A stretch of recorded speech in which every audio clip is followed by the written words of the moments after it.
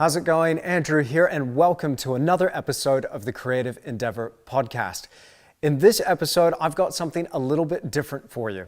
I've received quite a few emails recently with a lot of questions regarding me and my art journey and my own particular approach to my art business. People want to know about how I make it work as an artist. So I thought in this episode, it would be a good idea to have my young friend CODY, who lives in Colorado in the United States, to interview me. So if you can stand listening to me for the next hour and a half, then stick around.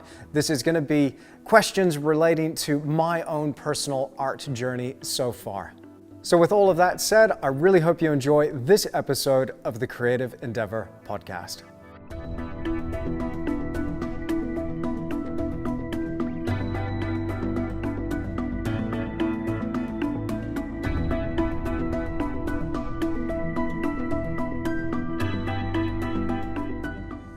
All right, well, let's just jump into it. CODY, great to see you. Look, we've been talking. Let me just let people know that are listening. We've been talking on and off for the last probably about 3 years now. You first emailed me a while ago, showing me some examples of your work, and I was just blown away by the quality.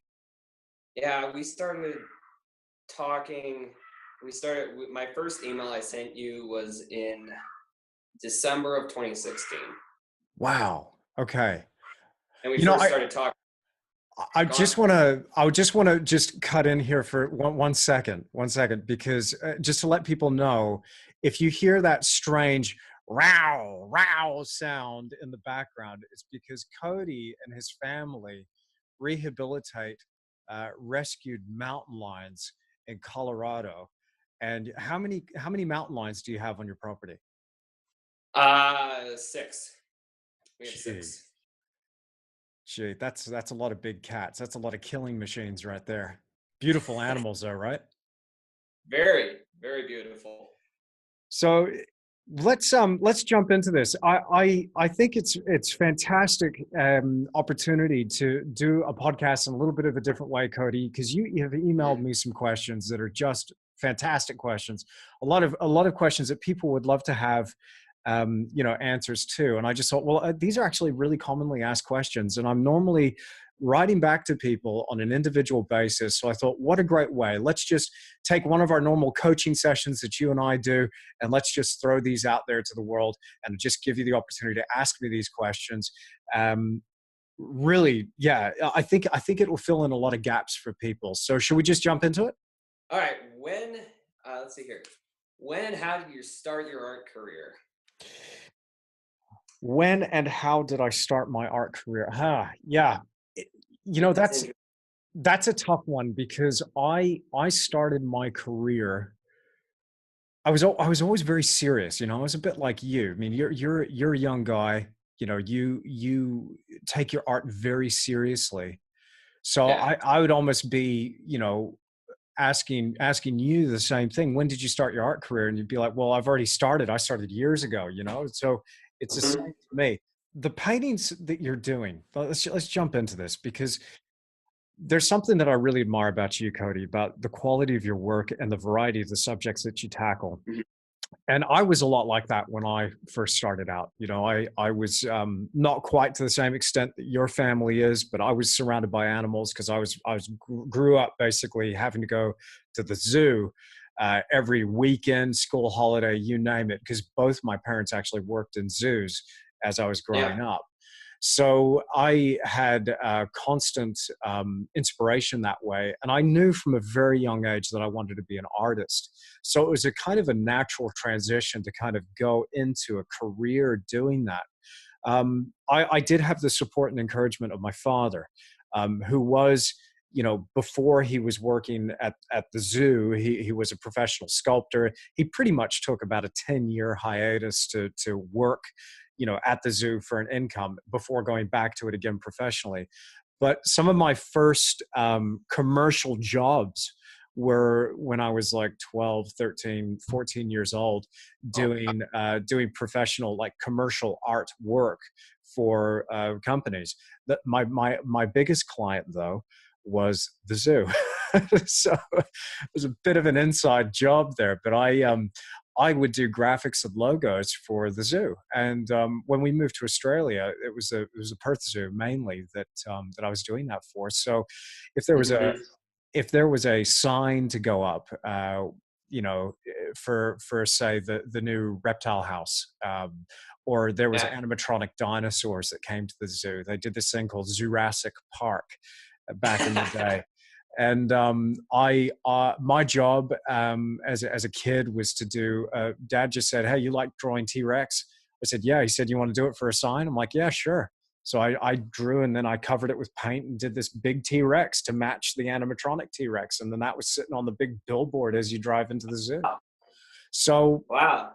I kind of got a taste for that, from a very early age, and those were some really important lessons. It naturally kind of prepared me to go into the professional world, and I started painting professionally when I was 21. But I must 21. say, you know, it has changed over the years. The way that I conduct myself and do business, the different types of businesses that I'm involved in now, it has changed. It's evolved. It's gone through a Yep. progression. So, I guess that covers a little bit of the why and the how, or when and the how. Beg your pardon. Um, but I think the thing that people mainly would want to know is, a lot of people are interested in becoming professional artists, making a living doing this, because it's an unusual way to make a living. Not many people do it. Yeah. So, 21, I'd have to say I was 21 years of age when I left my job, and my only Mhm. source of income was art. And that was the last job I had. Um, and that job, if you want to know, or anybody else wants to know, was working in a giant milk fridge for a Oh, very big dairy company in Western Australia. And I basically I joked at the time that my job was to turn on the light anytime somebody opened the door. But oh. yeah, it wasn't a very glamorous job. It was very smelly and very cold. And I got Wow. out of there, man. I got out of there at 21, and it was selling paintings and drawings for me from there on out. Wow. Yeah. Um, So does are we that ready? does that answer it? Yeah, I think it does. Yeah, So I should really, we should we jump into your second question? We've got a few questions to get through here, yeah, and we do. I do have the tendency to talk a lot. So let's get on with That's number all. two. That's what this is all about. Hearing, kind of hearing about your kind of story and how you kind of got your whole career going. Absolutely. All right. What were your biggest challenges and when you started, and how did you overcome them? That's Wow. interesting to me to Yeah. hear. I'm really curious. You know, it's funny because when we start thinking about, what our career is going to be like from the outset, we have this kind of tendency to embellish and create this fantasy of what we think it's going to be like. I certainly did starting out. I Right. thought, I'm never going to take direction from anybody. I'm not gonna have a boss. And whilst that's true in a certain sense, I also thought, I'm going to be able to do whatever I want, whenever I want. Did certainly have some fantasy about it being easy. Um, and the main challenges started to appear within the first couple of years in a very big way. You know, Hmm.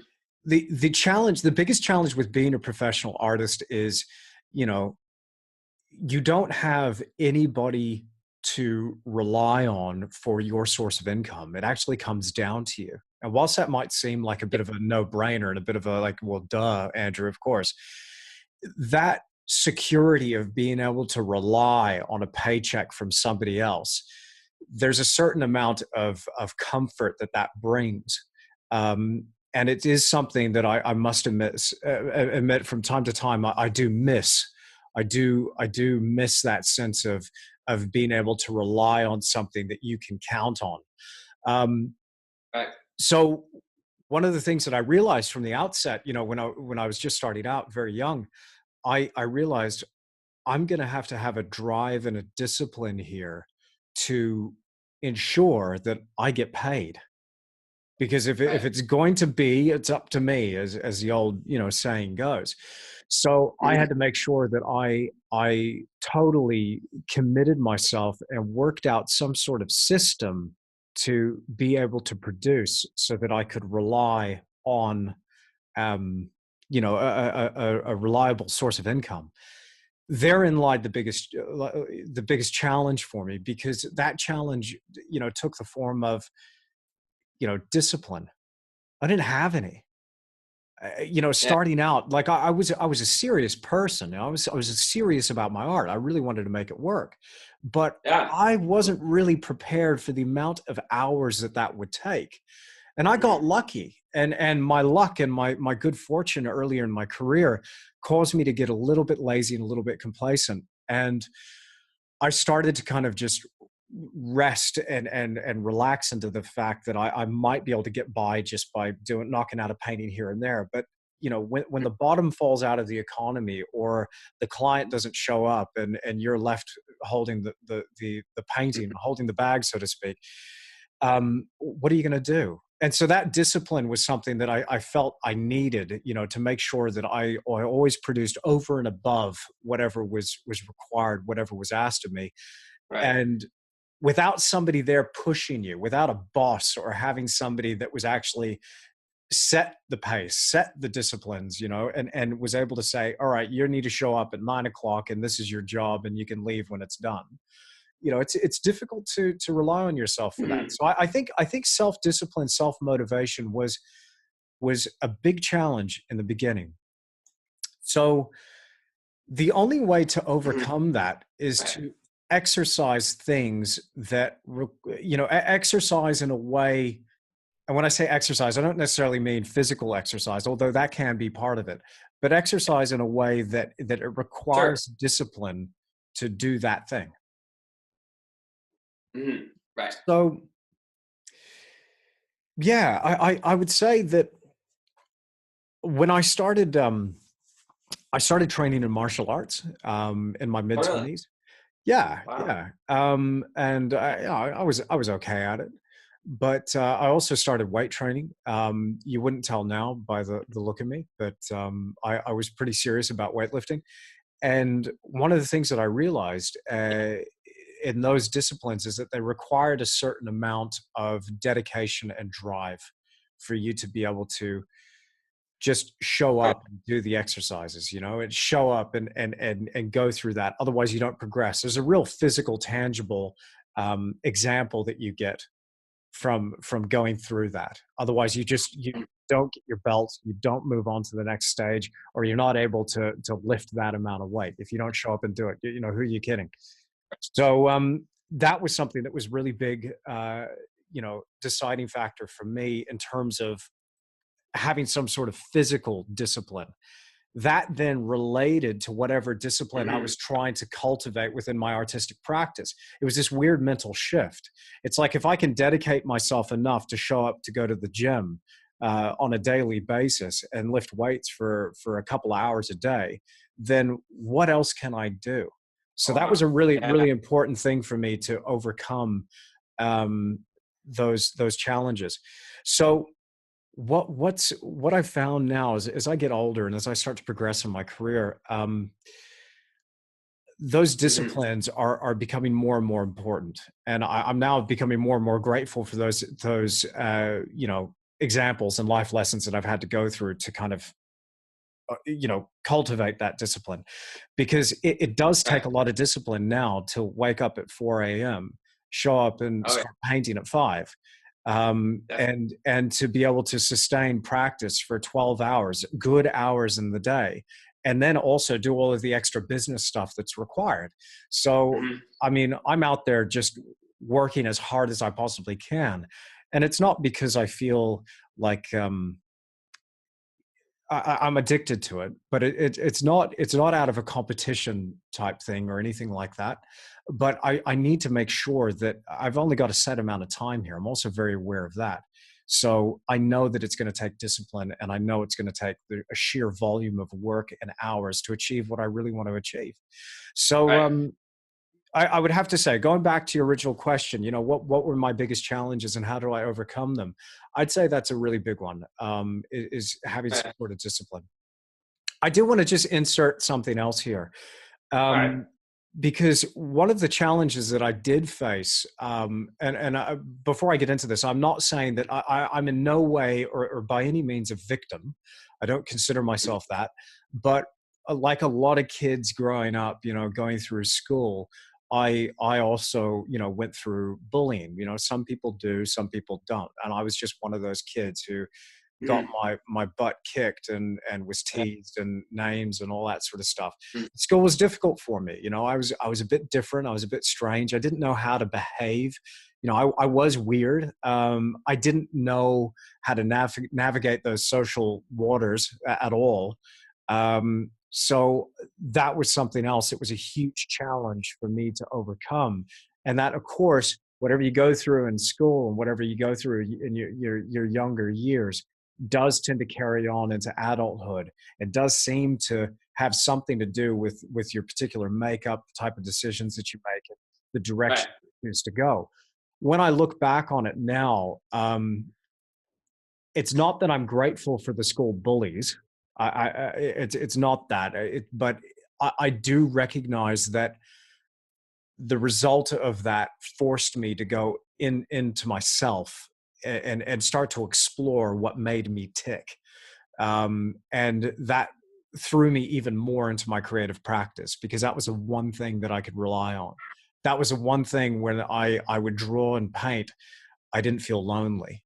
I Yeah. didn't feel so bad for not having any friends. My only friend when I was going through high school, Mhm. my only friend went to another high school, and so we would only see each other, on weekends, and school holidays and stuff. So, I would sit there in the lunchroom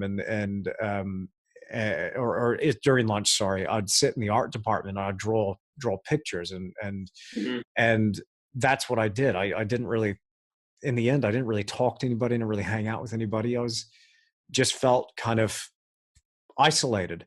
That was a massive challenge to overcome. But the only thing that got me out of that was my art. Um, the reason I wanted to put this in there is because I know whether, I do get some emails about this, but I do know that there's a heck of a lot of people out there that are getting bullied and are getting teased and ridiculed, and life is difficult, and whether that bullying is happening in the home or it's happening at school.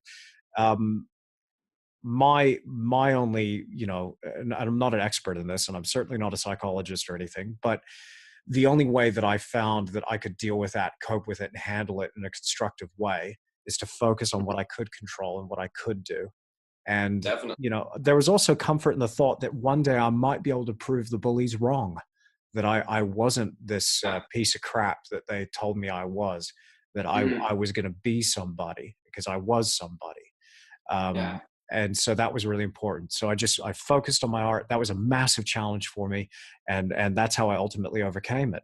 Because there's a certain amount of time where the years just pass, and you end up looking back and you're like, wow, that's actually not my life anymore. Now my life looks completely different, and now I got a Yeah. great bunch of friends who are just like me, and paint Mhm. pictures and make sculptures and do interesting things. So it's Right. Yeah. it's been great. Actually, it's been a great process of kind of coming into that and learning a little bit more about myself through that process. But I'd say, yeah, that was a big challenge for me, and I think I've overcome that. Okay. All Probably right. Well, probably a little more information than what we were going for in that question. that's all right. I really appreciate that. Awesome. Well, look, we got a lot of questions to go through, and as I warned you in the beginning, I am going to talk, Cody. I am going to waffle. So you gotta pull me up if I'm going too long. But what was the next question? Question number 3. All right. When you hit a plateau or artist block, how do you get through it? Mm, Because that I sometimes hit that a few times too. yeah. Yeah. and I can hear the mountain lions in the background. The mountain lions also are going, yes, artist block. We want to know. That's so cool that you got mountain lions. I just love that. Um, you know, Yeah. the way that I've suffered with this big time. The way that I've gotten around it, it's taken on many forms, but it kind of goes back to that thing that I was talking about just a little bit earlier, and um, kind of practicing, things that require discipline in a way that Right. you'd be able to take that discipline that you've gained and apply it to something else. Discipline has certainly helped me through artist blocks. Now I get to the point where if I feel an artist block, I don't pay any attention to it. I just get on with it and do it anyway.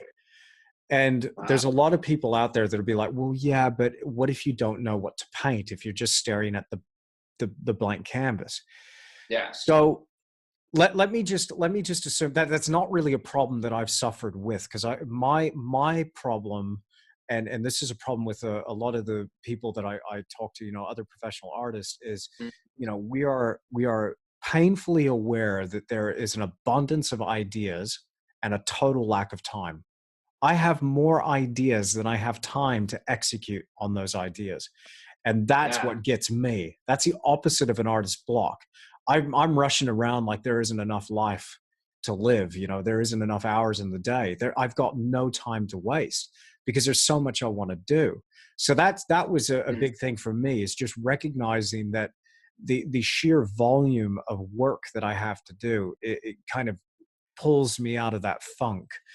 Um, Mhm. but it's not to say, early on I did suffer with a little bit of that, of a little bit of indecisiveness and kind of not knowing where to start. So let's say you're an artist, and I know that you go personally, Cody. I mean, I know that you go through your bouts of what you call artist block, but I do see other people that I get emailed, you know, emails from these people where they'll not know how to approach canvas. I won't know what am I going to paint. There's so many different things to paint. I just don't know what to do. I don't know what to say. Um, my first recommendation would be, who are your heroes? What did they paint, and what do you like about them? And then the answer might be, well, I don't know who my heroes are because I don't have any. Well, then you need to go and get some heroes. And by heroes, Right. my heroes are, and online, with things like Facebook and Instagram and YouTube and Pinterest. Pinterest is a great one. Even Google or Bing, these are great Yeah. platforms to be able to search and find inspiration.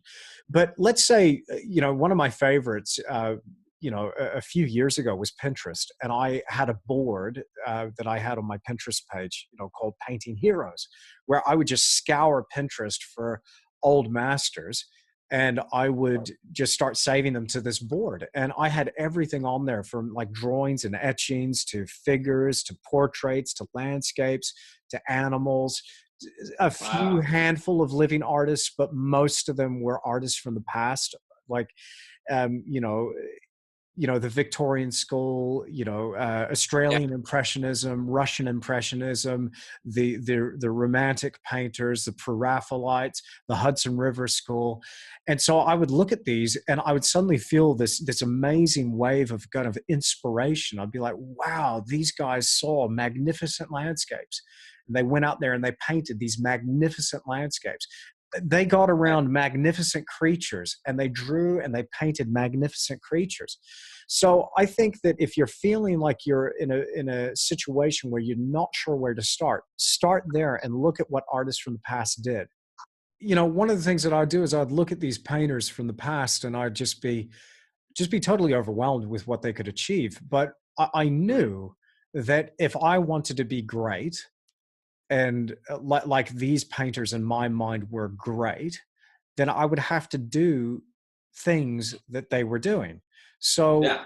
if they painted magnificent landscapes, then I needed to paint magnificent landscapes. There was no way around it.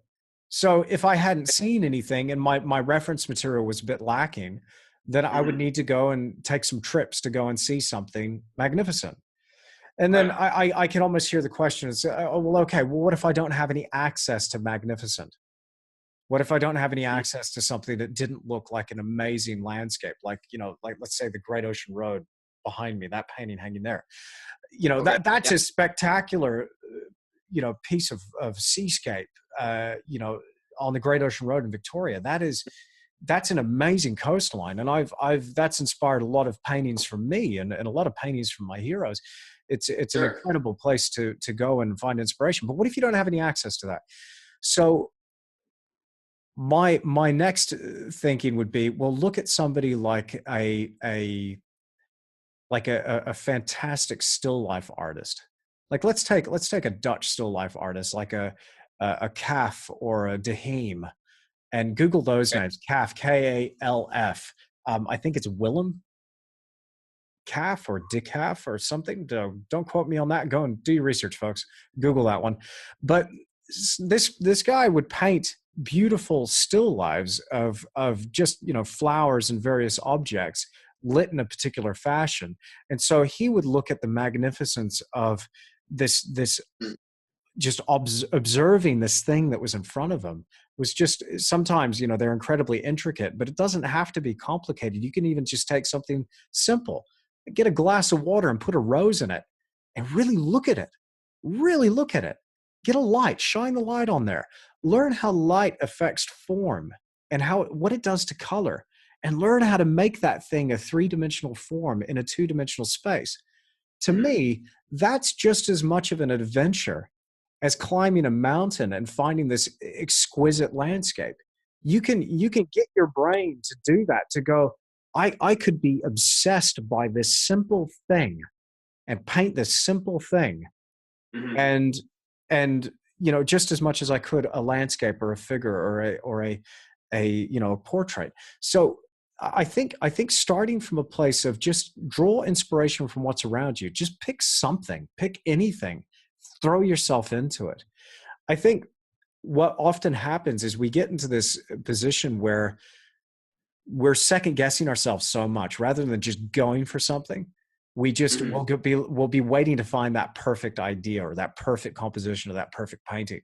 Sure. Stop waiting until you find the perfect thing. You're never going to be ready. You're never going to be in a position where you're ready for that, or you find the ultimate scene or the ultimate subject. It's not going to happen.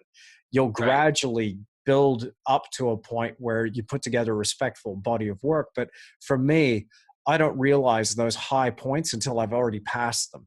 And I'll look back and go, actually, that was a really good painting that I did back there. The next three were kind of all right, missed the mark, but there's a few works in my past that really stand out.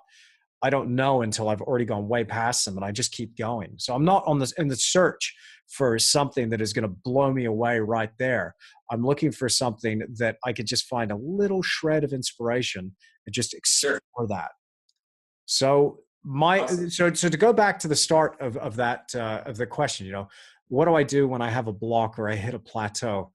Now I just bust through it. I just keep going. So often, I mean, a lot of people will say, I have to be in the mood to paint. I need to be in a position where I feel like I'm just in the mood to paint. I never have to search for that mood to paint. That whole notion confuses me, and it doesn't mean that I don't get burned out. I do sometimes. I'm a human being. I do sometimes hit the point where I'm like, I need to take a drive. I need to take a day. I need to just go and see something else other than the canvas and oil paint and brushes right now. So that does happen, but that's the different than hitting a plateau or a block. That's just overdoing it. But I think that the most important thing is for me now is it any kind of feeling of resistance before I start. I just start. And in about 20, 30 minutes, I didn't even remember that I was feeling that feeling of resistance before I even started. I was just like, no, no, it's now suddenly, now that I've forced myself to do it for that 20 or 30 minute period, now suddenly I'm Yeah. in the zone, I'm in the mood. So just get started, just throw yourself into something, and you'll find that, All right. maybe it'll take you 2 hours. But if you get a solid 8 hour day of painting or a 6 hour day of painting, then you might have had 2 hours where you struggled through, and then 4 hours were great. And you'd be like, I'm glad that I forced myself to do that. You'll break through it. You'll Wow. realize that you have the ability to bust through it.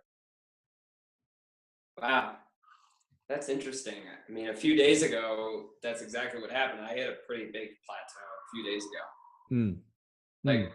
I couldn't do anything. I didn't really think of to push myself like that because it didn't even occur to me. I mean, it might sound a little silly, but I just woke up that morning and said, I'm not feeling it. So I didn't paint.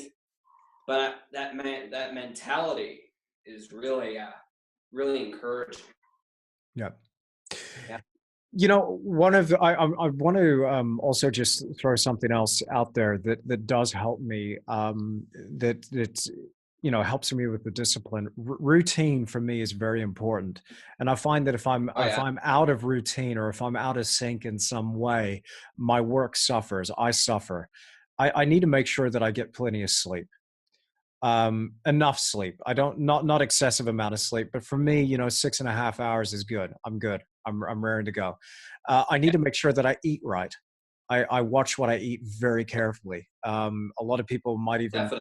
would probably consider me a bit of a health freak or a bit crazy with what kind of Me too. stuff that I eat. But I mean, look, man, I mean, I know you guys are very healthy over there in Colorado.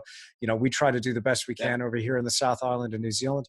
But I watch what I eat. I avoid, you know, sugar and a lot of things that will cause me to have a crash, have a physical crash.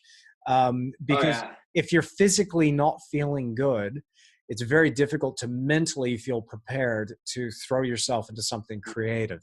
So I have to Right. take care of, like, you know, I have to take care of my physical being in order to be in a Oh yeah. mental state to Def- face something challenging like painting. So I just want to throw that in there. Um, that Definitely. also has helped me with blocks and plateaus. One other thing, though, I mean, we're talking about we're talking before a little bit about discipline. Allow me to just insert something here, Cody, because Okay. Sure. one of the things that I used to do, you know, a lot of weightlifting, as I mentioned. Now I've gone the other way, so I'm now doing more kind of endurance type exercise. So a lot of running now, and that's Yeah. something that is, you know, I found very difficult, still find very difficult to do. But that mentally helps me because there's a point where your body starts going, yeah, we're good, we're done running now, the legs hurt, the feet are sore. And to me, that's almost a bit of a plateau. So I just keep running. You know, Oh, I'll set myself challenges and then I'll try to exceed that challenge. Again, that forms a mhm. very physical, tangible metaphor that I carry into the studio. It really helps me paint. Wow. Yeah, Mm. I do the same thing, and man, it works. Works Mm, great. absolutely. Absolutely. Exercise, nothing like it. So Yep. let's get on to question number 4. All right. If your current self could give your younger self some advice, what would it be? Oh wow. Um, Uh, work harder. Work smarter. Um, quit pretending and acting like you know everything. Shut up and listen. Everybody is your senior or your teacher or your mhm. mentor in some way. Doesn't matter how old they are, doesn't matter what they do. There's something that you can learn from everybody. So Right. just take it on yourself to pay attention and try and absorb as much information as you can. Right. But after I've given myself, if I had the opportunity to sit down with my younger self, after I've given myself that very you know, curt, abrupt, um, almost aggressive, you know, critique, I would Yeah. then turn around and say, you know, you are on the right track. You know, keep going. Don't worry so much. Don't Right. don't feed into the negativity. Turn off the news. Just turn off the news. You know, there's so much going on nowadays that can really affect our psychology and our mental state. One of those things that I found until quite recently, actually, it's only been the last, you know, year that I've really made. And so let's consider myself a year ago, my younger self as well. I would say, just quit wasting your time with the news. It's, and if you're supposed to know and you're meant to know, you'll know. You'll find out. Somebody's going to tell you. listen, there's a big meteor coming and you've only got 24 hours. You're going to find out. There's nothing going on there that you really need to concern yourself with if it's going to affect you in a very negative way. I was one of those people that would hear something on the news, it would ruin my week. And so that was something that I had to kind of learn, that I didn't paint when I was stressed out. I didn't paint well. I painted well when I would feed my mind with things that lifted me up, empowered me, educated me, inspired me in some way. So now I listen to, audiobooks. So I would have given my younger self, uh, I would have introduced to my younger self books by Dr. John DeMartini, Tony Robbins, Grant Cardone, Gary Vaynerchuk, Brian Tracy, Yeah, E.T., the hip hop preacher. I would have thrown these names at my younger self and said, just turn off the television, turn off the news, listen to this stuff while you paint, and see if that makes a difference to how you feel and what you're able to do with your business. And absolutely. then I would have probably given myself some more educational books, not just to do with business mindset, motivation, and all that sort of thing. I would have given myself some motivational, sort of educational books that would have to do Mhm. with art history, history in general, ancient history, things that I was really interested in. So just to feed my mind a little bit more. The other thing that I would tell myself is ditch your friends. Get rid of your Mm. friends. Like the friends that are deadbeat drop kicks. The ones that do not boost you up, but they pull you down. The ones where you're giving more energy than you're receiving. Some people are unfortunately, people are leeches. Some are.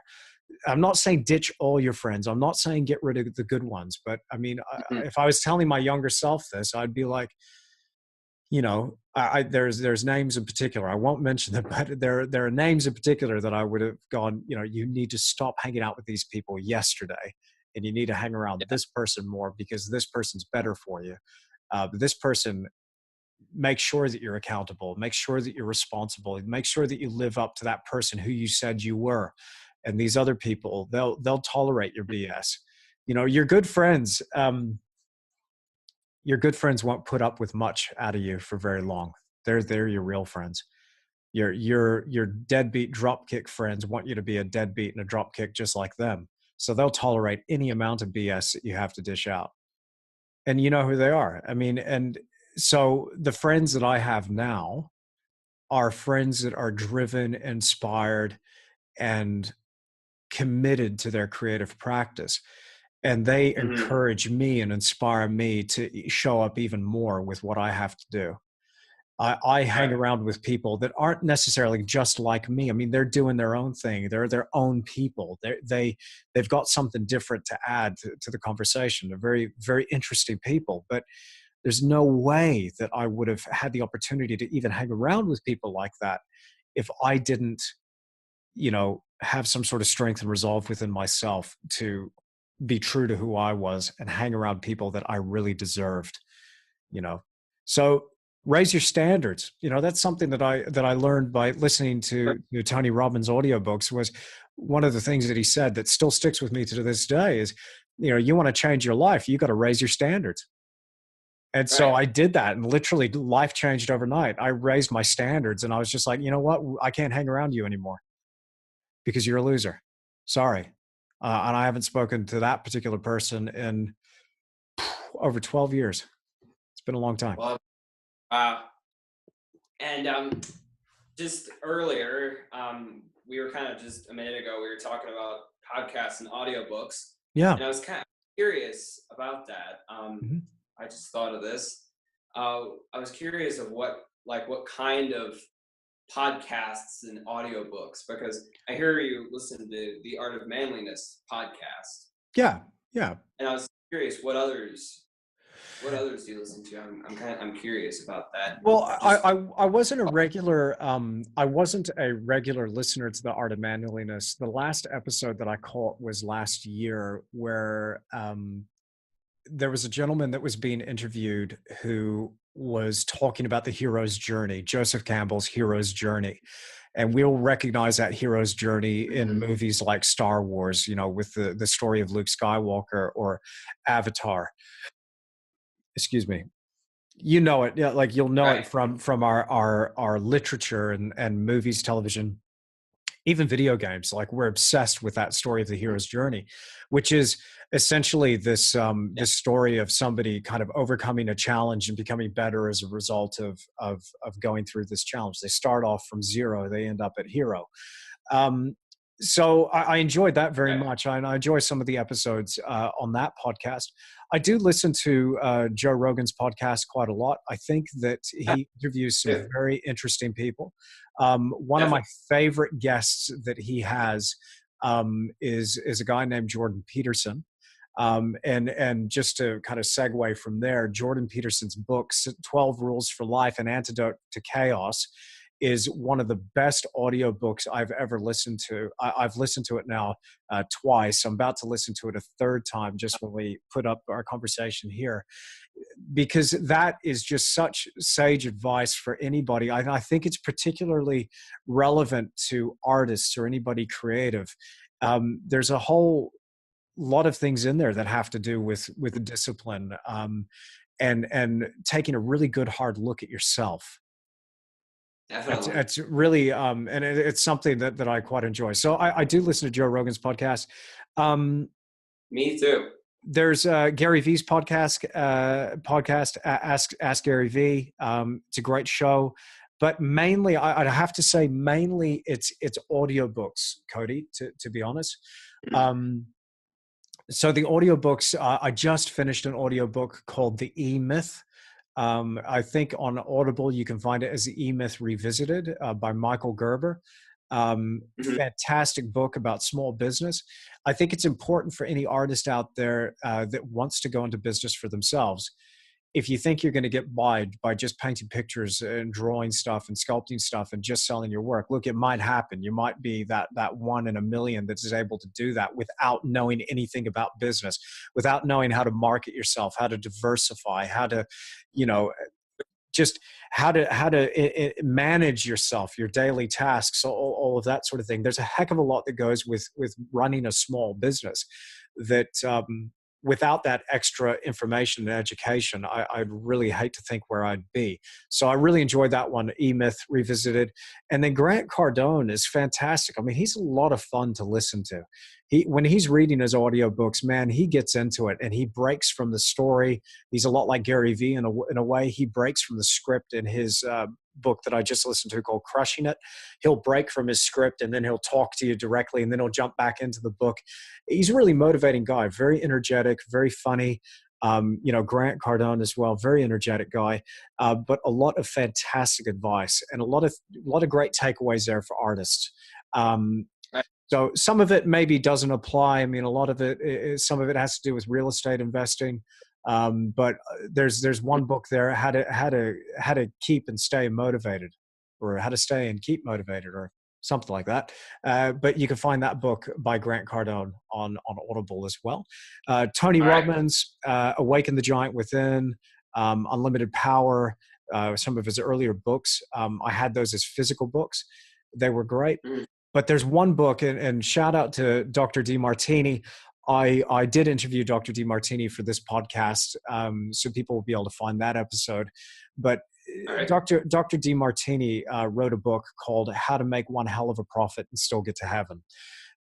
So a bit of a Mhm. curious title there, but a very interesting book. And I felt that there were a lot of lessons there for artists and creative people. And it broke a lot of myths for me that had to do with money. Because if there was one hang up that I really had, it was about money and wealth. Because I felt that I didn't deserve any, so I didn't have any. And I felt that it was important for an artist to starve and be that passionate, starving artist and fighting the fight, man. And you don't understand my struggles. And that was something that I'm glad I got rid of that. I kicked that to the curb, and I'm glad I did too, because now it's completely turned around since I changed my thinking. So, Dr. DeMartini, How to Make One Hell of a Profit, Still Get to Heaven. I don't know that he has that as an audiobook, but I Right. did. You can find that off his website, and you can find that as a physical book. People All will right. know Dr. DeMartini though from a little book called The Secret. It was interesting. DeMartini, I mean, he's probably, you probably find something online where he's talking about that, but he's a very interesting guy. They interviewed him for something like 7.5 hours for that film, The Secret. They interviewed Wow. him for the film, and they only ended up putting in a few minutes. But Wow. he had this whole philosophy, and it's very interesting. So he does cover it a lot in his book. So I find him a very interesting guy, and I like a lot of that stuff. So Awesome. And when you said you listen to Joe Rogan podcast and Jordan Peterson, I just thought I listened. Have you heard his Joe Rogan's last podcast with Jordan Peterson? I was just listening to it before we picked up the call this morning. Yes. I was listening to that one today when I was painting. Yeah. Cool. Cool. Cool. Yeah. All right. Next question. You Let's ready? get on with it. Yep. Let's go. All right. Let's see here. How do you market yourself to art buyers, and who's your target market? Fantastic. Good question. How do I market myself to my target buyers? You know, it's that was a struggle early on, because the market has changed for me as I've changed and as my career's kind of developed. When I Right. first started out, and I had my first exhibition back in 2002, was 19 That was your years first. old. Yeah, so that was my first Your first exhibition. exhibition when you were 19. That's correct. Yeah, my first exhibition. Um, So I Now, wasn't professional at that stage, but I it was my first show. So I and was still in university.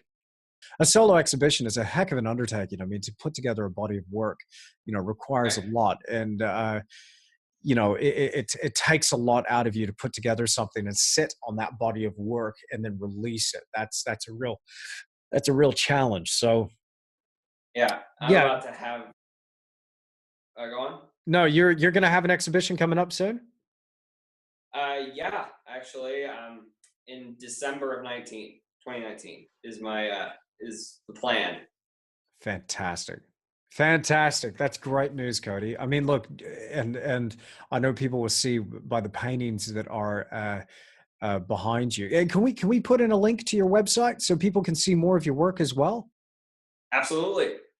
I'm just going to throw something out there for anybody listening to this, and I'm not just saying this, like, because I know you well, Cody. We've been talking, as I mentioned earlier, for the last couple of years at least, Hmm. and I really believe that you are going places. I mean, the amount of time that you dedicate, and just your sheer level of skill at the age you are now. I mean, what are you? You're 14 now, right? Yes, I correct. mean, that's phenomenal. I mean, just looking at that bison painting behind you, I mean, the perspective is on point. The sense of subtle gradation of light from the shade in that hill in the background to getting brighter as it comes into the foreground. I mean, your work Yeah, is just phenomenal. It blows me away. So, I mean, my thank you. advice for anybody, if you want to invest in art, invest in this kid, because I might even have to get a painting, because the thing is that you're going to be going places, and you're going to end up being a big name. I really believe that. Now, I don't feel I'm just boosting you up, because as I said, I've been talking to you for the last couple of years, but I see and I know Mhm. what you're capable of, and I also see the improvement, and just how serious you are about this. So, you know, guys, if you're listening, just check out Cody's work, check out his website, and maybe send him a message, and let him know what you think of his paintings. I think you'll be just as impressed as I am. So, Cody, I well done. appreciate it. Look, I'm really, I'm going to watch this body of work for your exhibition. I'm going to watch that develop with interest, because I think whenever you put together a body of work, like a group of paintings, working on Yeah, across that many paintings at once, like you could start to develop themes and ideas. I wish I could be there. That'd be phenomenal yeah, to see that, so that's cool. But like, we're talking about marketing, and how to reach my target market. So when I was starting out, and I had my first show, my market consisted of my friends and family, and that was it. Like, it was the people that I physically knew that I could reach with an invitation, put it in their hand and say, "Hey dad, you're invited to my show." you know, and then it would be his colleagues and friends, from his zoo days. And then from there, a few people that went to university with me. But there was another thing that I kind of stumbled upon for that show, and I thought that what I really want is I want some wealthy collectors. So I held my exhibition in a Right. wealthy area at a community center, or a cultural center. And it was it was actually an old asylum back in the day, but it had since been Wow. converted to this beautiful heritage cultural center, in a little Wow. suburb called Applecross in Perth. And that Hmm. area around Applecross was a really affluent area. And you just looking at the size of the houses, it just blew me away. I'm like, how do people have that much money? I have no idea. So I Right. thought that wouldn't it be a great idea to print out as many invites as I possibly could. I had a big brick of invites, like probably bricks of them, and they were bright blue. And it was my exhibition. There's no pictures on it or anything. It was very simple. It just said my exhibition was called High Tide. It was all seascapes. And I said, come to my exhibition, High Tide. It's going to be held here. Here's the date. I'm Andrew. I'm just starting out, blah, blah, blah. So I would have handed out, it would have been hundreds, over 500 of those things. And at Wow. opening night, I ended up getting at opening night about 100 to 150 people at the opening Oh for my wow. first show. It was great. That's pretty good. And I nearly sold all my paintings, except for a handful of abstracts that I decided to include from my university portfolio. But apart from that, all the seascapes sold. It was a fantastic show. And it was a Wow. great way to start. So then I stumbled upon something. And I thought, well, there's physical work that I could do to actually reach those people that are part of my target market. So identifying where they are, where they live, maybe where they work, where they play, Mhm. sailing clubs, golf clubs, tennis clubs, um, where they go on holiday. I could do an artist residency in these places. Um, Right. Sure. that's how I started reaching my target market. One of the other strategies that I did employ throughout the kind of middle years of my career was, working with galleries. So I'd work with galleries, and that went okay for me for a time. But there were a couple of issues with the gallery model that I didn't like, and it became Mhm. very difficult for me to reach my market because I Yeah. wasn't the one reaching my market. I had a middleman that was reaching the market. Sure, I was paying them for their service. They were selling the work. They had the client list, but I wanted to know who those people were. I didn't feel like I was reaching them. They bought my paintings, but I didn't feel like I knew who was ending up with the work. I've opted in recent years to work with galleries less and less, and now I don't work with any galleries at all. Um, Wow. and so now I'm just representing myself. So the way that I market myself now, I mean, I've already built up a client list, and I work with people on an individual basis. I have a Mhm. website. I try to keep my website up to date. I accumulate names and email addresses, of the people that buy my paintings, and I make sure that I get in touch with them when I have something available, or I stay in contact with them to make sure that I'm in their mind and in their consciousness from time to Mhm. time. So that's one of the ways that I do it. But now, I've reached a point in my career where now I'm having people coming to me, and there's a phenomenon that's happened, which I recognized also early on, is that the customers that you have are your most important customers. Those are the people that are actually going to end up buying your paintings again and again and again. Right. So it makes up about 80%. It's almost that classic 80-20 rule, but I've run the numbers of this within my own business. 80% of my sales come from people who already own a painting, and 20% come from people that are brand new, that my marketing strategies have been able to reach them. Mhm. And again, my marketing strategies now have consisted of me physically going to locations where people will come face to face with me. seeing me actually paint a picture and being like, oh, wow, I want one of those. So I will Right. do artist residencies. One of my favorite things to do is, and I've done this gig a few times, but I've been artist in residence aboard a particular ship where people are residents on board and they don't necessarily go for a cruise, but they actually live on this ship. It's an Wow. extraordinary situation. But Wow. I've been very lucky to be able to have that opportunity to work on board. And a lot of these people not only became, friends, but also became clients, and they started buying portraits and landscapes and various pieces. So that's been extraordinary. And then through that, the friends of their friends, end up becoming clients and collectors. So it just kind of spreads on a grassroots level. I can only paint about 25 paintings a year at the most. So I only have to reach those 25 people. Amongst that, 80% of those people are going to be people that have already bought. So let's wrap that question up in a real tangible way that somebody would actually be able to use in terms of actual practical advice that somebody would be able to use. First of all, get Sure. yourself out there. Don't hide behind the easel. Get yourself out there personally and get out there amongst it. Whether you go for the gallery model or not, you're going to need to have some amount of presence physically being there doing your thing so people can see you do your thing. Definitely. If you're too shy for that, then find a really good agent, gallery, or representative to represent you and let them handle the marketing side. For me and my personality, that was never a good fit for me. Because I wanted to be the one that was making the contacts, the sales, the one conducting business, and the one shaking their hand and meeting these people, because these people mean so much to me. Like, I love them. Like, I literally have love and affection for them, because by them buying that painting, they're allowing me to live my life and keep painting. That means a lot, man. Like, that means a hell of a lot. The gift that they're giving, Yeah. the opportunity that they're giving me, it's not lost on me.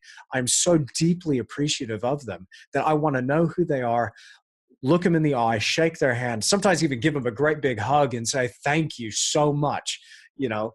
But that was so important. So I didn't get that with the gallery model, because the gallery model needs to maintain its position between, you as the artist and the client. But if you're too shy, then yeah, find a good gallery that is going to believe in you, believe in your product, and will take your product and run with it.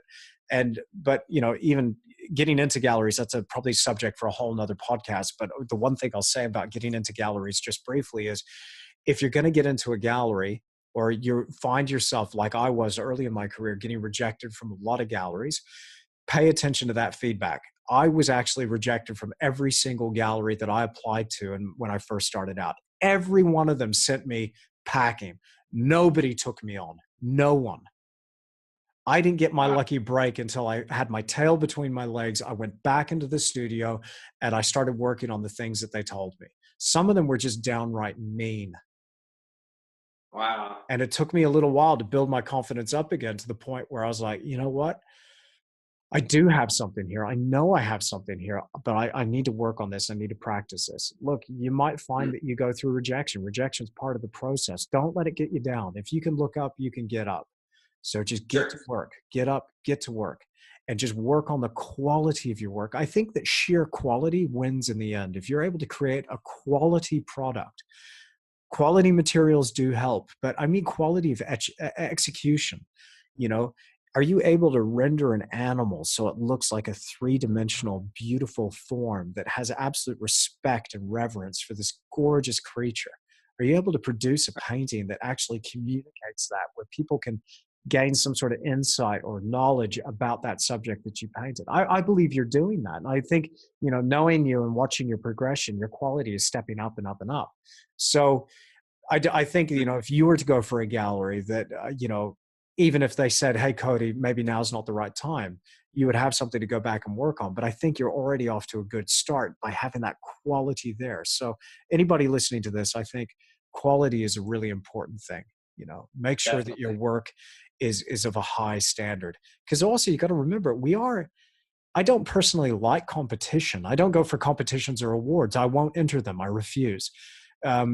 But there is a certain aspect, if we are to look at the harsh reality of the business side of this, you are competing, in a sense, for for people's attention. And if somebody's got a few $1,000 to spend, are they going to spend that on your painting, or are they going to spend it on somebody else's? And I think Right. quality in the end makes a deciding factor. Right.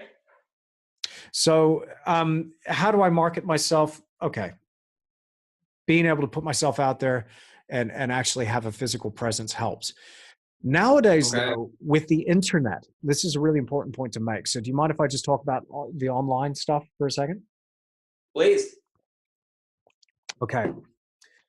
So nowadays with the internet, with social media, with things like Instagram and Facebook and YouTube and our websites, there has Mhm. never been a better time to be an artist. There's never been a better time to improve your techniques, to learn about business, and there's never been a better time to reach your market. Your Yeah. market is on Instagram. Your market is on Facebook. They're out there, man. They're out there. So how are you going to do that? Get yourself an Instagram page, get yourself a Facebook page, get a Okay. professional Facebook page. Look, don't take it from me. I'm not an expert when it comes to social media. I'm just as green as anybody else starting out. I really do feel like I am a rank beginner when it comes to the digital realm. I really am. I don't understand it, Mhm. but I make it my business to try and do my very best to understand as much as I can. um, Absolutely. I do have help. My gorgeous wife does help me with my social media and maintaining contact with people online. And she does help with my website. We're building a brand new gorgeous website. And she's Mhm. building it. So I do have help. I'm very lucky there. But having an online presence is really important. If you can have an online presence and you can put yourself out there, what it is like a really wide net that you're throwing out over there over a big mass of people, and you're going to draw that net back in, and amongst your catch is going to be one or two of that 25 buyers that you need every year to buy a painting. Well, you're already off and running. Yep. Now they became part of the 80% in our 80-20 rule. And those people will probably buy again. They might be able to buy something else that you produce that year. Or they'll have a friend that will buy something, and Mhm. they'll know of somebody. Um, that was really important aspect to marketing. That Right. having an online presence, putting myself out there. This year, um, actually no, let's call it the last 3 years have been great in terms of sales of original paintings. But Right. this year, I've had my biggest clients come through, my biggest clients that I've ever had, period, come through This one year. after another. Yes, because one gentleman, his wife wanted to know how to paint. So she looked up how to paint a seascape, and whose video comes up? But yours truly. I love to teach, man. I love to teach. So I try to pour everything I can into those videos. She saw that. She really enjoyed it. But what's more is she lived in the area where that seascape was, depicting. And so this client got in touch with me, and he bought that seascape. And he also bought I commissioned another large painting. Um, it's just an example of I put myself out there online, and then these people, will find that, they'll pick up on it, and they'll turn around and go, actually, I really like that. I would like to live with that painting. I'd like to have that hanging on the wall. So have some sort of digital presence. I guess that's the main point. And learn from the experts, learn from the best. Don't take it from me. I'm not an expert when it comes to marketing yourself in a digital way Mhm. yet. I plan on mastering it. I do. If I'm serious, I do plan on mastering that. But I'm on my way. It's part of a process. But Gary V, if anybody wants to know, Gary V, if you can kind of Okay. grit your way through the profanity, because he does like to drop the odd swear word in there, then he's Mhm. got a lot to offer. But there's also, I mean, look, just YouTube. Jump on YouTube. How do I run a Facebook ad? How do I set up a Facebook page? How do I? What are 10 hacks for my Instagram page? And you'll get dozens of videos of people giving you information for free. What a Okay. concept! What a Yeah. concept. There's the equivalent of dozens of university degrees sitting at your fingertips right now if you just jump online and start learning. That's it. All right. So Awesome. that's how I reach a large portion of my target market. for my Right. original paintings is through online. One more thing though, Cody. One more thing. Okay. When Go you ahead. get a client, when you get a customer, and you get somebody that has bought something from you, remember they're now part of your 80%. Now you got to take care of them. Now you have to have something to sell them again and again and again. A lot of people have a big problem with selling, especially artists, because our feelings and our emotions are tied up in the physical act of creating this thing. When we part with it and we accept money, there's something about that that cheapens the whole process for us. So a lot of us have deep-seated emotional issues when it comes to selling paintings. I Yeah. get that. I had that. One of the things that I got from a book by Grant Cardone called Sell or Be Sold, or there's a seller survival guide as well. Another one is If You're Not First, You're Last. He does cover sales techniques. Uh-huh. You have to be sold on your product first. When you're sold on your product and you know you've got the best product for yourself, like you believe in your product. When I say that, it does sound conceited, but I know that I got a good product. I'm not saying the best in comparison with somebody else out there. I am the best. I mean, the best of what I can do, what I can offer. This is the best I can do. I believe in what I'm doing. I have a responsibility to make sure my client ends up with my painting. I am doing them a favor. Yes, they're doing me a favor. They are Yeah. paying me for that painting, but I'm taking care of them. I'm giving them the best possible painting at the best possible price I can afford to give them. So I Right. want them to have that. And my paintings don't come back because I get reports from people that live with my paintings. They're like, I love that painting, man. I love that painting. Thank you for doing your thing and keep going. So be sold yourself first. Be sold first, and then it makes selling a lot easier. So it's important once you get your customer, once you get your client, learning how to take care of them and how to sell to them again.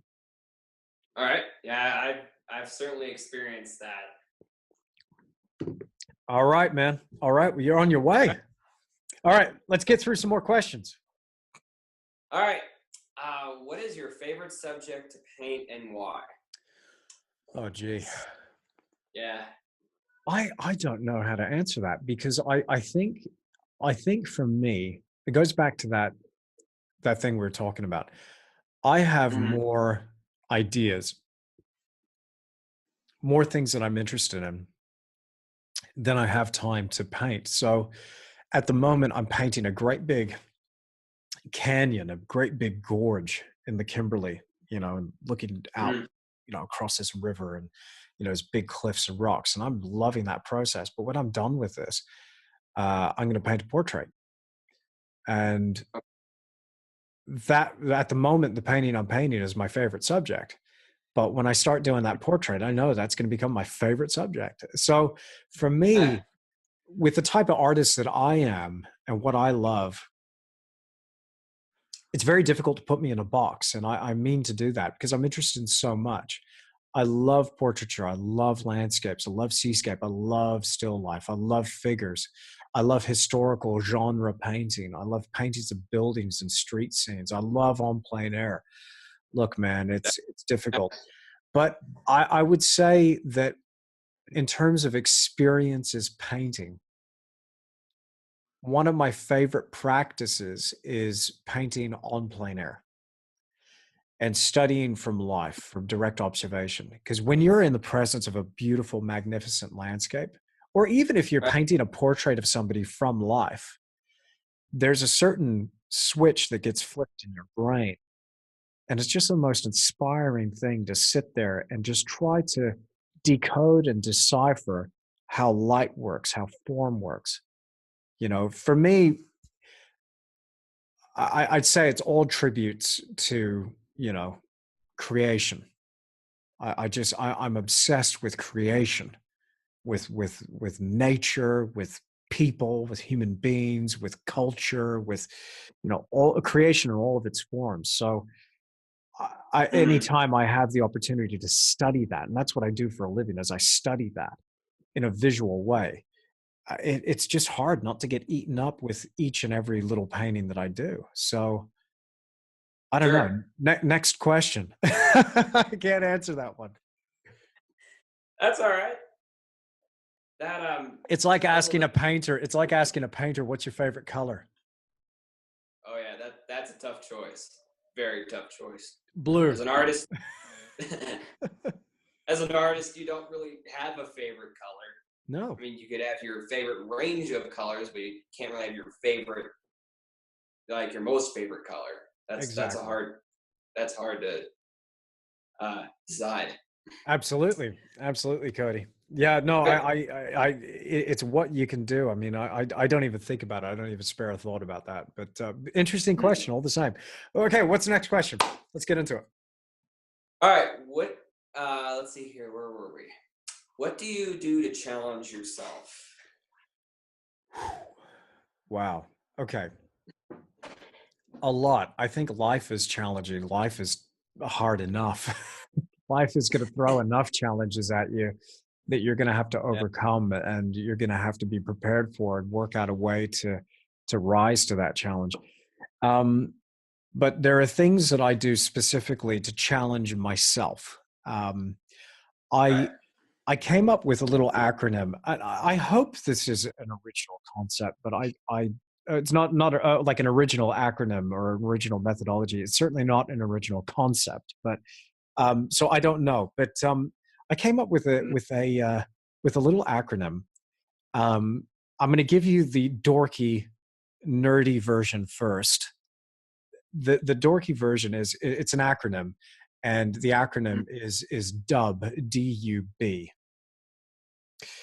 So Mm. DUB and dub, I imagine dub as a kind of like an ointment or a medicine that was particularly unpleasant, and it came in a jar, and you take that lid off the dub, you take the dub out, and you'd rub a little dub on your day, and that's what you had to do, is take it as a dose. You know what I mean?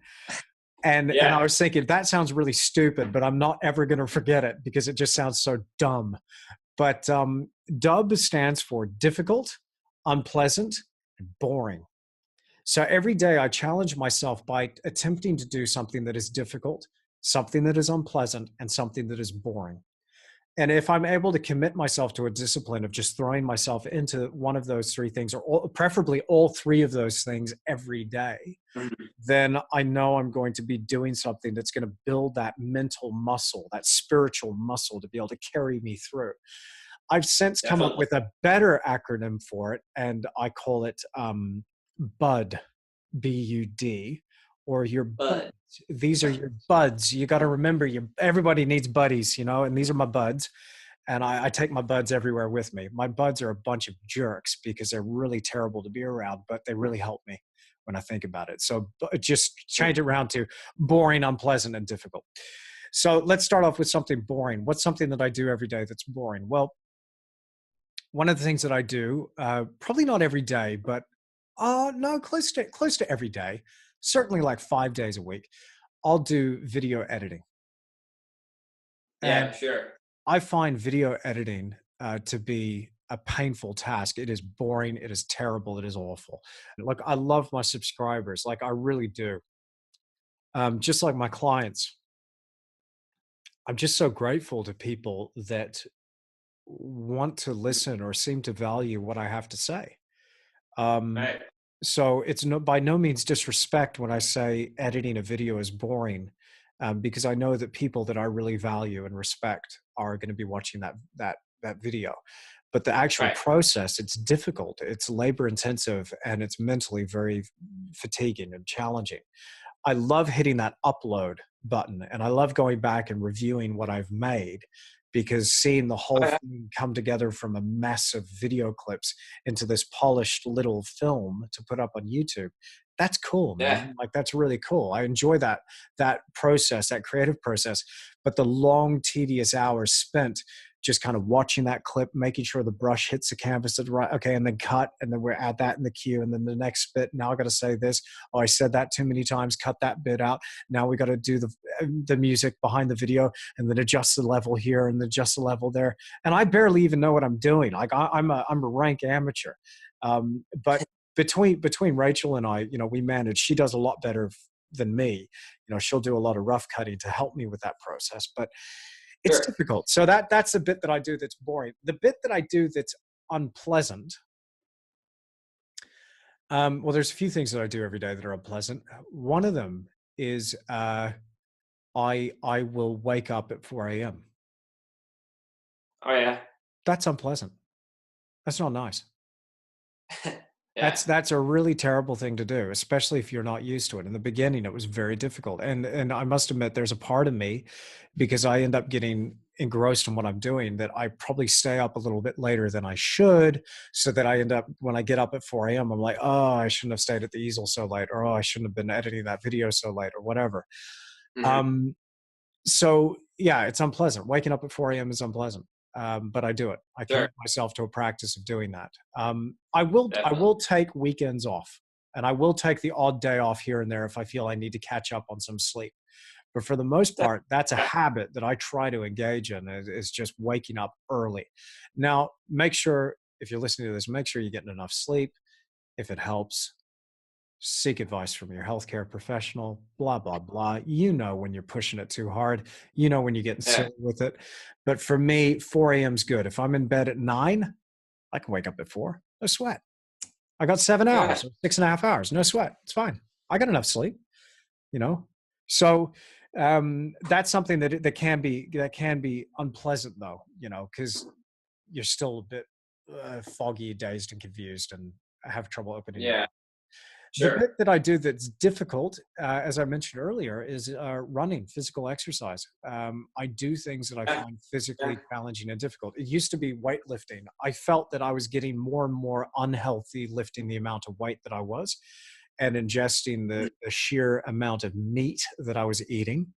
So I've since cleaned up my diet and cut out that physical heavy strain, and now I'm doing more endurance type exercises. I love body weight exercise as well. Like I'll do chin ups and push ups and that sort of thing. So love that. Love Oh yeah. kettlebells. So I'll do that, but that's difficult. So there's a certain routine that I'll do with kettlebells where I'll be lifting, swinging kettlebells, and I'll do. By the way, Funk Roberts MMA. He'll do kettlebell routines. I got a lot of routines from him. Difficult to Oh do. yeah. Difficult to do. But if you do it, if you dedicate yourself to a practice of doing this, then Yep. it can really be My beneficial. and my kind of I don't want to do it, but I push myself to do 100 push-ups every day. I mean, every once in a while I don't. My man, all right, all right. That's hard to do. Yeah, I mean, I try to get another exercises, but I tend to forget almost because I'm so caught up in what I do. And sometimes I'll catch myself in the middle of painting and I get down on the floor and I'll probably do 10 or something. It's like, oh man, I forgot to do 20 an hour ago. Got to Yeah, get that in. yeah, yeah, So yeah, even though I really don't feel like doing it, or sometimes it does make me feel good. Even yeah, just a little exercise yeah. can make you feel kind of lift your spirits. Absolutely. But, in terms of doing it difficult as well, like some people might be going, well, what are you going to do if you want to go for a run and it's raining outside or it's cold outside? I go Hmm. anyway. Or when it's Oh dark, yeah, like I just go anyway. definitely. So you just do it, and I will put on my running shoes and my sweatpants and my rain jacket, and I'll walk to the door and walk past Rachel, and she'll look at me and she'll say, "Where are you going? It's pouring outside." Say, "No, I'm going for a run." See ya. I'll be back in 20 minutes or 30 minutes, and I'll go and do it. And it's unpleasant while you do it. It's difficult, but when you get back, you end up just feeling just amazing energy and Oh yeah, just physical vitality. And this is the thing. It's a physical metaphor. If you can do that, what else can you do? I always say that, like, if I can lift that weight, or if I can run up that hill, or if I can, do this amount of distance, or if I can right. wake up at 4 a.m., what else can I do? What else can I do? Sure. And what it's meant Absolutely. for me is that I've ended up being able to work incredibly hard and stick at something that where Hmm. other people might not put in the sheer amount of effort. I said this to myself, and it's by no means original, but I did say this to myself early on, where uh, I know I'm not the best painter out there. I know that. I'm painfully aware of that. And I say painfully because it's not that I want to be the best painter. I just desperately want to be better and better and better. Hmm. But one of the things I do know is I'm a damn hard worker, Sure. and I will work Yes. my butt off. So where other people on a Saturday night are going out partying and they're going out hanging out and drinking and doing all carrying on whatever, you know where I'm going to be. I'm going to be in the easel.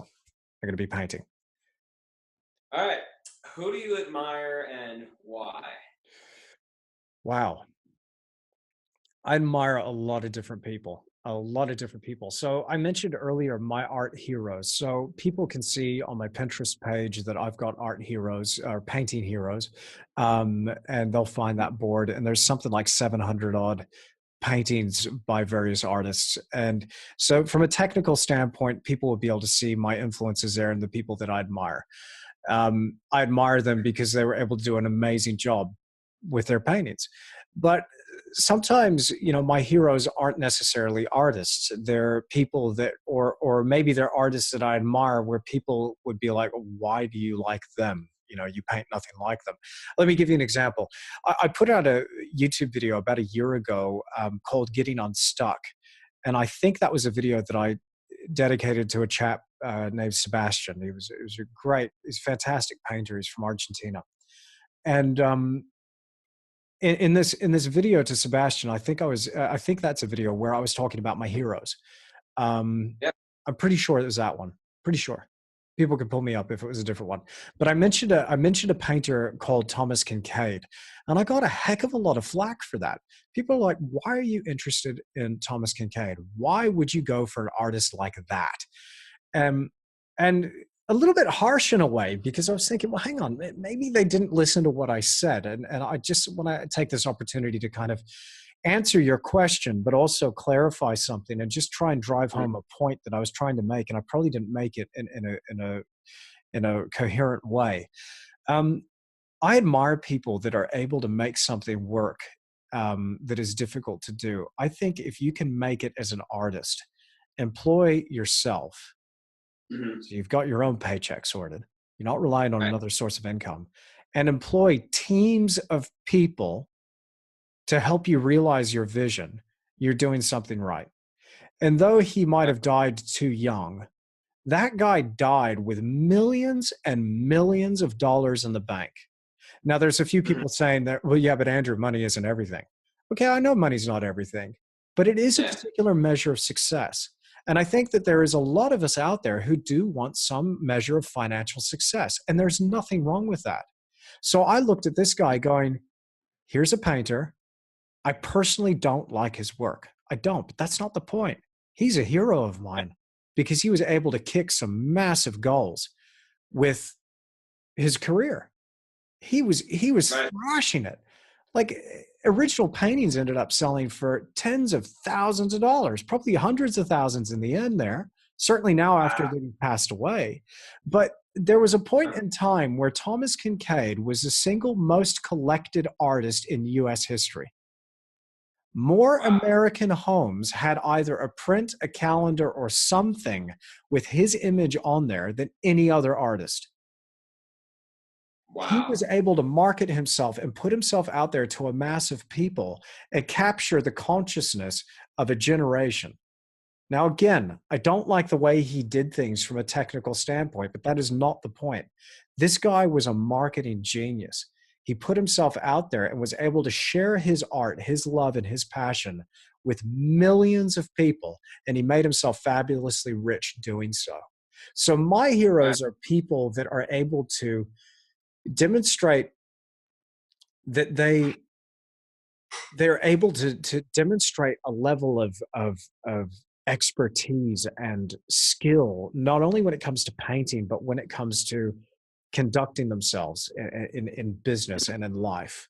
So I admire a lot of people for what they were able to do, not just in front of the easel, but with their career as a whole. And I Right. know that Thomas Kincaid went through his challenges later in his life before his passing. I'm not judging the guy on those criteria at all. I mean, who am I to judge? But I do admire the guy for what he was able to do for business. So he's definitely up there as a hero of mine. Another hero of mine, let's take another hero of mine for a different aspect altogether. Right. Robert Bateman. Oh yeah. Robert Bateman is a living legend. What that guy has done with spreading the message of the plight of the wild, the environment, the spreading his message and just sharing his passion and his love for nature. Oh yeah. What he's done socially for the issues that he's passionate about, whether you agree with it or not, he has been Mhm. very successful in getting his message out there. And you've got to admire that. You've got to respect that. So Oh my yeah. heroes are people, I try to kind of look at them and go, what do I admire about them? What do I respect about them? And can I isolate that quality? And Mhm. can I identify clearly what that is? And then the next part to it is, can I model that in some way? Can I do something similar to what those people have done? So, can I Yeah. learn about business in the way that Thomas Kincaid learned about business? Maybe I don't want my work to take that form. That's okay. But can I do something there to make sure more people know about my paintings and my images? At least it gets you Sure. thinking about that. Can I say something about a particular issue or share a particular message where I could get people talking about that, like Robert Bateman had people talking about the environment? Could I do Yeah. that? So my heroes take many forms. Those are just a couple of examples. But painting heroes, again, Carl Rungus, love him. That, Bierstadt, Moran. There's so many names that I just couldn't even think, how I could get to all of those names. Check out my Pinterest board. If you're listening to this, you'll find a few of those from a technical standpoint, people that I really admire. But okay. I have heroes as well that aren't artists. Heroes that aren't artists. Um, Mm. I would say, Jordan Peterson is a real hero of mine. He's a real mentor. Yeah. Um, I really enjoy somebody like E.T., the hip hop preacher. He's a real hero of mine. People that overcome some sort of adversity or challenge or massive amount of scrutiny, and they keep chipping away, they keep plugging away, and they share their message and they share what they're passionate about. And they don't let up. Okay. Those are people that become heroes of mine. Wow. That's very interesting. So I hope that answers it. What's our Yeah. last question? We got a last question? Yeah, we got one more question, and I really appreciate what we just talked about. Talking about stuff like that kind of always kind of uplifts me a little bit. Awesome. Yeah. Look, man, I mean, look, it's important to know. I'm a big believer. We're all in this together. None of us are Oh yeah. really going it alone. We're all in this together. And I think whenever we have that opportunity to reach out or take something as well that is being offered by great minds, great thinkers, great achievers, there's such a wealth of information and material out there. Feed your mind, your psychology, your consciousness with something that is going to get you to where you want to go. Yeah. Right. It's really important. Really important. Yeah. Absolutely. Yeah. All All right. right, Cody, we got one more question. Yep. Where do you see yourself in the next 5 to 10 years? Oh, that's easy. That's easy. Really? Yeah. So Elon Musk listens to this podcast. It's his favorite show when it comes to art. And so in 5 to 10 years, probably in about 7.5 years, I'm going to be on plein air painting on Mars. That's where I see myself. So yeah, first on plein air Mars. painter on Mars. Yep, absolutely, You absolutely. serious? Yes and I no. Yes and no. can't. I I I love this because I set goals and I write my goals down and I read my goals every day. Yeah, Thank goodness you can't read those, but those right there, those pieces of paper, those are my mhm. goals right there. Those are my goals, and that's a list of stuff that I got to do that's going to help me achieve those goals. So those are my personal goals. Those are my business Wow. goals. Now that's just for this year. In a box or a file somewhere here, no, probably in that stack right there, are my list of goals for the next 5 to 10 years. So Wow. I write down my goals. I read my goals, my year goals every day, my 5 to 10 years. I probably don't read them as often as I should. I need to Mhm. start, and I would encourage everybody, because I've just finished this audiobook just before listening to the E-Myth. Finished an audiobook by Grant Cardone where he will actually physically write his goals every morning and then write his goals every evening. I love that. I'm going to start doing that. As you Wow. can see there, that's a full page. That's a lot of goals right there. There's got to be at least 36, 45, something like that, goals on that piece of paper. So to write all that down by hand will take a little while. So I might condense it into like my top goals. What does that do? It feeds my psychology. It boosts me up. It inspires me to go and achieve what I have to go and achieve. Um, Sure.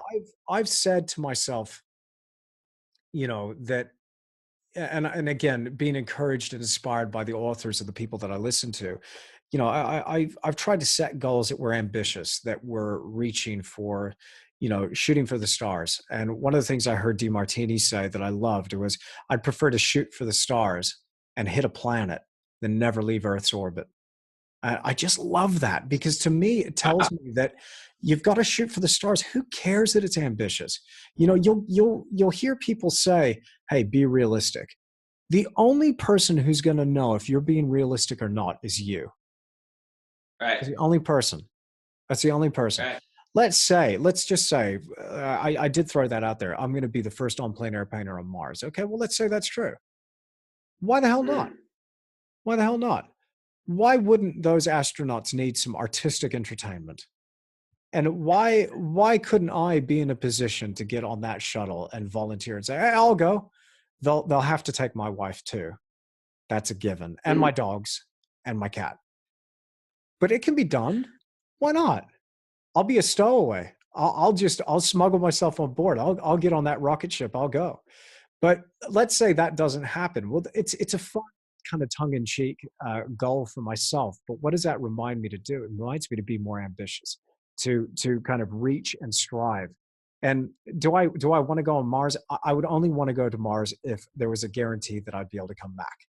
And so we might Okay. be able to do that in my lifetime, maybe. I hope so. So that'd be really cool. And it'd be especially awesome if I was the first plein air painter on Mars. I think that'd be fantastic. But That would be.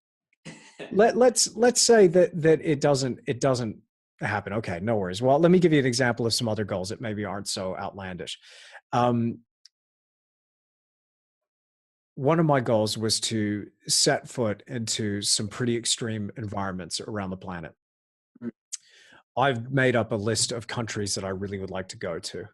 So I have Mm. goals that are, I would like to paint in Patagonia. I'd like to paint in Africa. I want to see Antarctica. I wanted to go to see Alaska. I ticked that off my list. I went to Alaska. That was cool. I got to see that last year. That was awesome.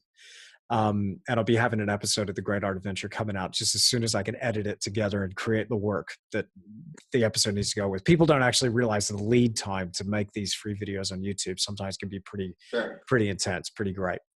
So Mm.